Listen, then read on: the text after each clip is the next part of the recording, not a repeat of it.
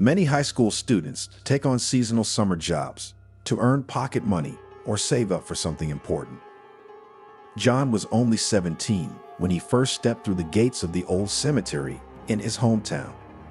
Although working at a graveyard seemed rather gloomy, it would have been awkward to refuse. After all, it was John's father who had arranged the job with the old caretaker. On the first day, the young man was struck by how vast the area was. The cemetery stretched for many acres, extending deep into the woods. Among the trees, tilted gravestones were visible, some overgrown with young saplings. John felt uneasy walking along the narrow paths past unmarked, overgrown graves.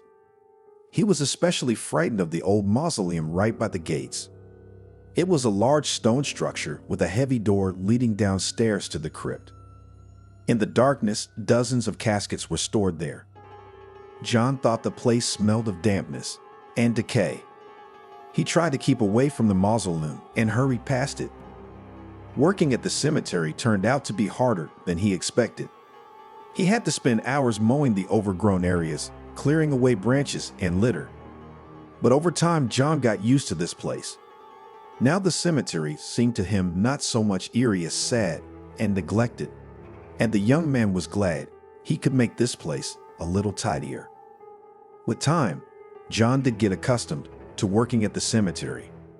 During the day it was peaceful, the silence broken only by birdsong and the rustling of leaves. But at dusk, the atmosphere changed. The shadows grew thicker, as if someone lurked behind each gravestone.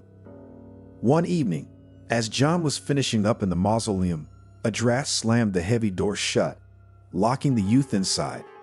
His heart plummeted. John found himself trapped alone with dozens of corpses. He screamed in the hope that someone would hear him. But the caretaker's cottage was far away, and there were no living people nearby. In despair, John pounded on the door. The cold crypt air chilled him to the bone. It seemed the shadows were growing denser, creeping in from all sides.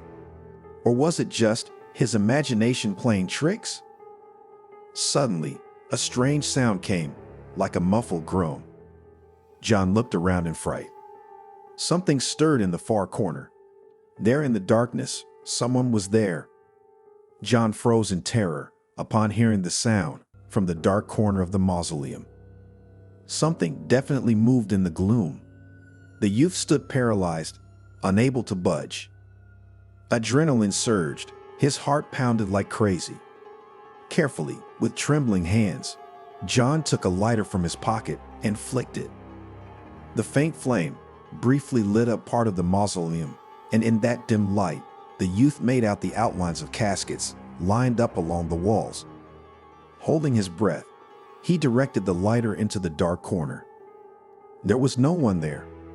From the intense fear and adrenaline, his imagination started to conjure up things that were not really there.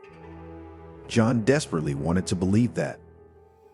Opposite the mausoleum entrance, high up near the ceiling, was a small window, the only source of light. It could be a way out, but reaching the window would be tricky. Directly below it were massive stone shelves, double-decker tombs. The coffin niches were sealed with heavy stone slabs, engraved with names and dates. In desperation, John looked over all these somber structures, trying to find a way out. Here and there, between the slabs were gaps, and from them wafted dampness and decay. At the thought of dozens of bodies resting there in the dark, the youth felt sick. John decided to climb up the stone boxes and try to get out through the window. Stepping carefully on the slippery slabs, wet with moisture, he made his way up. At that moment, under his weight, the top slab let out a pitiful creak and began to rock. Before John could react, it collapsed under him with a crash. He fell waist-deep into the coffin. His leg cracked through the rotten lid, moldy splinters of wood painfully piercing his skin. Rusty nails sticking out of the rotting wood viciously slashed his leg. John could feel warm blood running down his leg. Mustering his last strength and gritting his teeth against the sharp pain, He climbed out through the narrow shattered window. His desperate cries were heard by Mr. Smith, who was in his caretaker's cottage near the cemetery. Seeing John's blood-smeared leg and his pale, terror-stricken face, the caretaker rushed to help him. Without wasting a minute, he drove the youth to the nearest hospital. Examining the slashed and bloody leg, the doctor looked at John with suspicion and asked what really happened. John said he had simply chopped firewood carelessly and got splinters in his leg. But the doctor stated that these wounds looked nothing like scrapes from wood. The doctor said, "These are bites,